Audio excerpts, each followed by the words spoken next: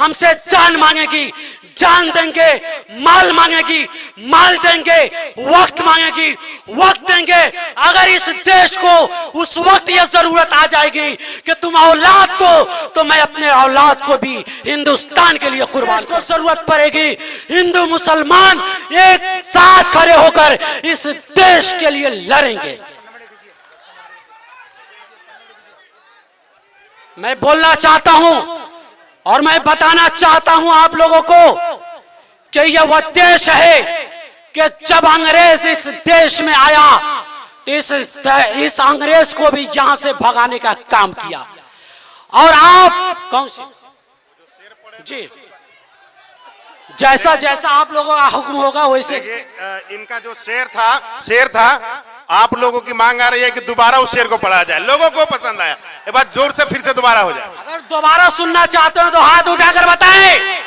वाह, दीवाने को न देखो हकारत की नजर से, अरे दीवाना बहुत सोचकर दीवाना हुआ है। वैसी साहब के दीवाने हैं ये सब। शायर कहता है कि यही हिंदू मुस्लिम में रद्दो बदल है। इधर आबे जमजम, इधर गंगा जल है।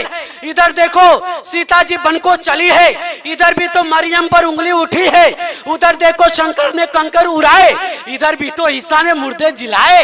उधर देखो हनुमान बजरंग बली है, इधर भी तो दामाद हजरत अली है। उधर देखो मथुरा में है मुरली वाला, इधर भी तो है मक्का में कमली वाला। अरे सबका खून लाल होता है, फिर कहां हिंदू मुस्लिम का सवाल होता है।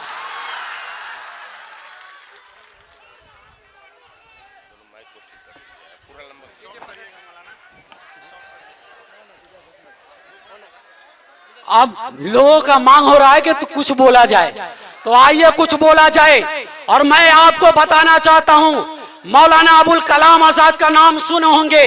मौलाना अबुल कलाम आजाद जब जेल में गए थे, उस वक्त उनकी बीवी का इंतकाल हुआ तो जेल में एक शख्स खत लिखकर भेजते हैं कि मौलाना अबुल कलाम आजाद, तुम्हें मालूम है कि तुम्हारी बीवी इस दुनिया से रुखसत हो चुकी है।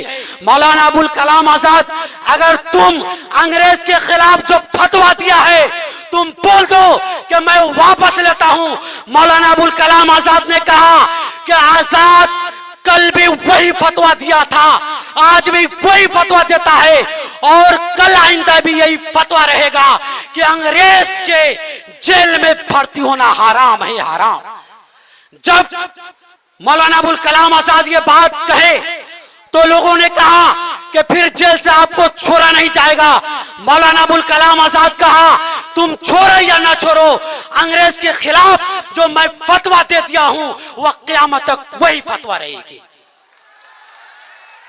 यह हिंदुस्तान है और इस हिंदुस्तान को जो भी उंगली दिखाएगा उसके उंगली को काट दिया जाएगा। और यह हिंदुस्तान है, यह हिंदू भी है, मुस्लिम भी है, सिख भी है, ईसाई है, सब साथ लड़कर, सब साथ मिलकर हम सब लड़ेंगे। शायर कहता है कि हवेली झोंपड़ी सबका मुकद्दर फूट जाएगा। हवेली झोंपड़ी सबका मुकद्दर फूट जाएगा अगर ये हिंदू मुस्लिमों का रिश्ता टूट जाएगा। क्या कहा कि हवेली झोंपड़ी सबका मुकद्दर फूट जाएगा अगर ये हिंदू मुस्लिमों का रिश्ता टूट जाएगा। दुआ कीजिए कि हमें प्यार के रिश्ते रहे कायम, अगर ये रिश्ते टूट जाएंगे तो भारत टूट जाएगा। इसलिए हम और आप भारत को टूटने नहीं देंगे और उस वक्त टूटने तक नहीं देंगे जब तक हमारी सांस में सांस बाकी रहेगी, रूह में रूह बाकी रहेगी। अगर ये देश हमसे जान मांगेगी, जान देंगे। माल मांगेगी, माल देंगे। वक्त मांगेगी, वक्त देंगे। अगर इस देश को उस वक्त यह जरूरत आ जाएगी कि तुम औलाद दो, तो मैं अपने औलाद को भी हिंदुस्तान के लिए कुर्बान कर दूंगा। इसलिए जी राहत इंदौरी साहब का शायर जो शेर कहे थे फिर वो दोबारा डॉक्टर राहत इंदौरी ने कहा कि अगर खिलाफ हो तो होने दो, ये जान थोड़ी है, अरे ये सब धुआं है, कोई आसमान थोड़ी है, सभी का खून है शामिल यहाँ के मिट्टी में, किसी के बाप का ये हिंदुस्तान थोड़ी है। ये हिंदुस्तान है और इस हिंदुस्तान पर तिरछी नजर से जो देखा है उसकी आंखें फोड़ दी गई है। मैं पाकिस्तान से कहना चाहता हूं, मैं उस वक्त तक तुमको नहीं छेड़ रहा था जब तक आप मेरे साथ अच्छाई के साथ पेश आ रहे थे। जब तूने हमको छेड़ा है तो अब तुमको हम छोड़ेंगे नहीं, इसलिए कि जब गोमन साफ होता है उस जब गोमन सांप को छेड़ता है तो फिर वो छोड़ता नहीं है। इसलिए जब हिंदुस्तानियों को तुम छेड़ा है तो फिर हम छोड़ेंगे नहीं तुमको।